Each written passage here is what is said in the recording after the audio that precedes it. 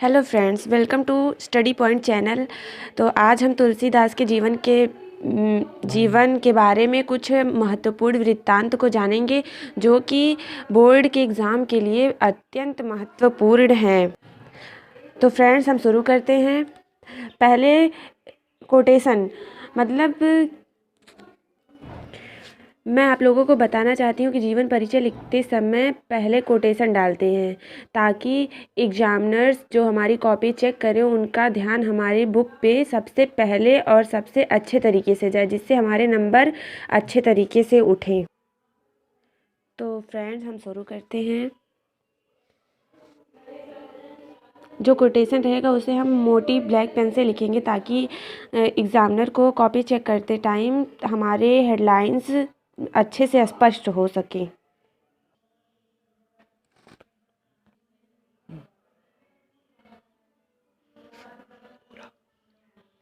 सदा सुहागन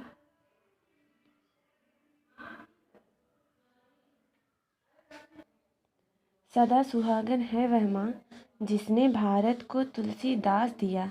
मेहदी महावर रचकर भी सुख सपनों का परित्याग किया।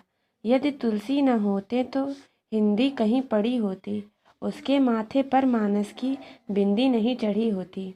अर्थात सदा सुहागन है वह माँ धन्य है जिसने हमारे भारत देश को तुलसीदास जैसे अत्यंत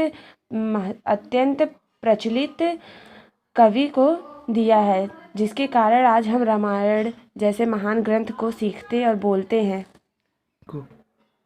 अभुक्त मूल नक्षत्र में जन्म लेने के कारण मेहदी महावर रचकर भी सुख सपनों का परित्याग किया। अर्थात अभुक्त मूल नक्षत्र में जन्म लेने के कारण उनके माता पिता ने तुलसीदास का परित्याग कर दिया था। यदि तुलसी न होते तो हिंदी कहीं पड़ी होती।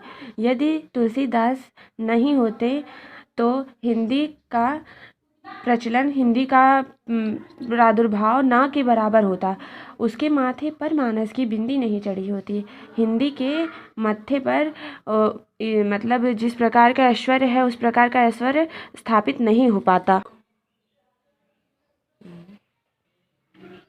फ्रेंड्स, अब इसके बाद हम जीवन परिचय लिखेंगे। जीवन परिचय के बाद भाषा शैली, भाषा शैली के बाद रचना। तो आइए अब हम उपसंहार के बारे में कुछ बातें स्पष्ट रूप से जान लें।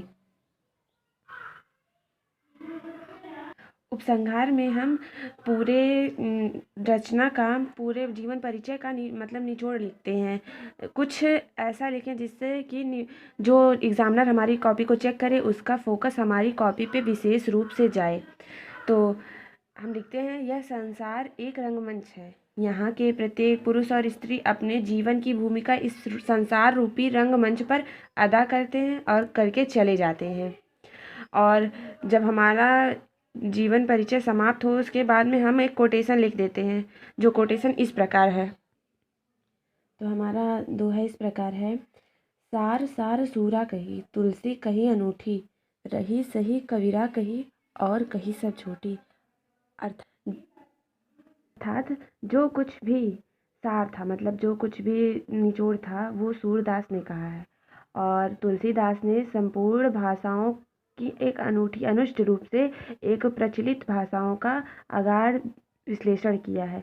और जो बाकी था, अर्थात जो सूरदास और तुलसीदास से बचा था, उसके बारे में कबीरदास ने संपूर्ण वृत्तांत बता दिए हैं।